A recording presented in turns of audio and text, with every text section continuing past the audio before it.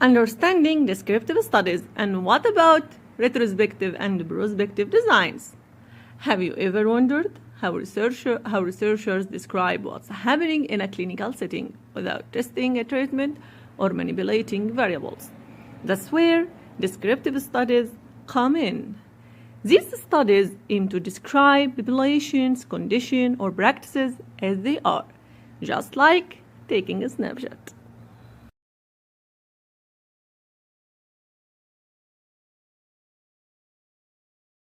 They help us answer questions like who is affected, what is happening, when and where does it occur, and how much or how often.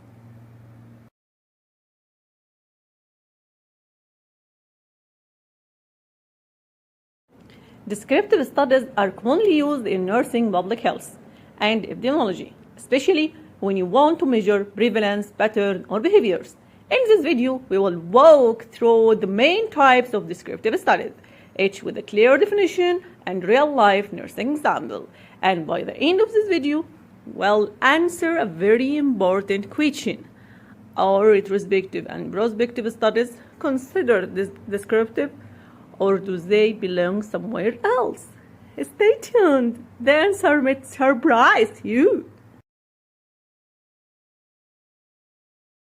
Case report as one example of descriptive study. Case report, a detailed report of a single unusual or noteworthy patient case. It focuses on clinical presentation, interventions, and outcomes without generalizing to a large population.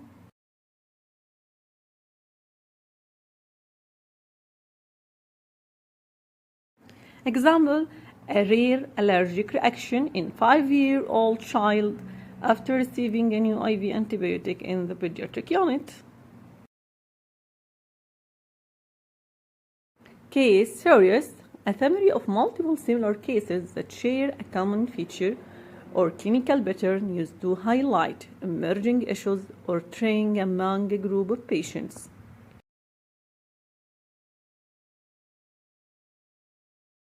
Example, 12 oncology patients developed phlebitis after using a specific brand of peripheral IV catheters.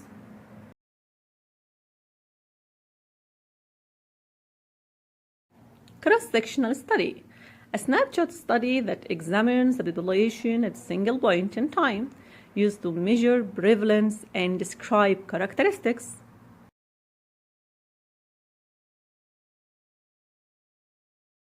Example, a study measuring the awareness level of nurses regarding high alert medications in the ICU during 1 week.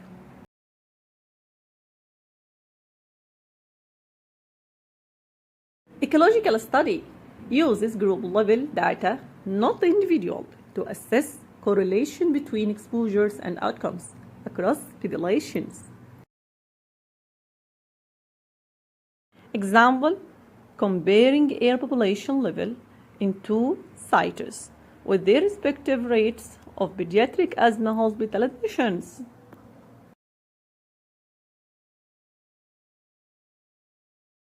Survey study, a type of descriptive study using structured questionnaires to collect data about knowledge, attitudes, or behaviors.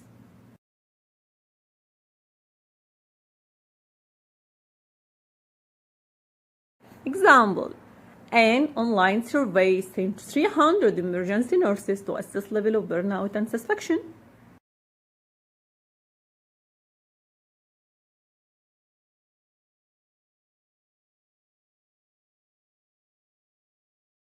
Observational study, descriptive non-interventional study, where the researcher observes and records behaviors or processes as they naturally occur.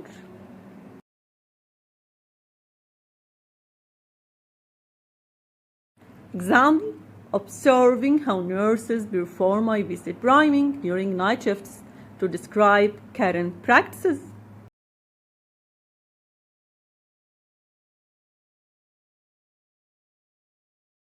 Retrospective study, a study that looks backward in time using existing records or data, often used to examine exposure outcome relationships after the events have occurred. after the events have occurred. Example, reviewing medical records of 200 patients who received heparin to identify how many developed bleeding events.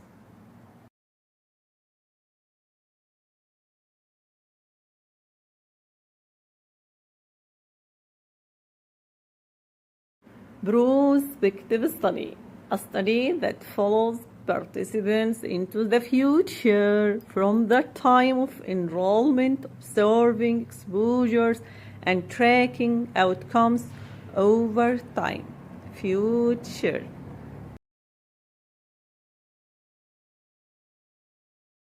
Example, monitoring a group of nurses after attending a bleeding risk training program to assess changes in practice over 3 months.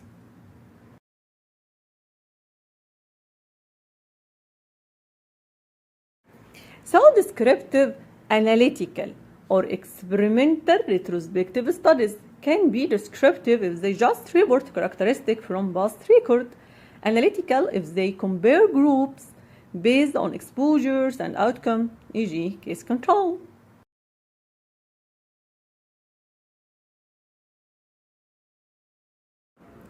Prospective studies can be descriptive if they track and describe without testing a hypothesis.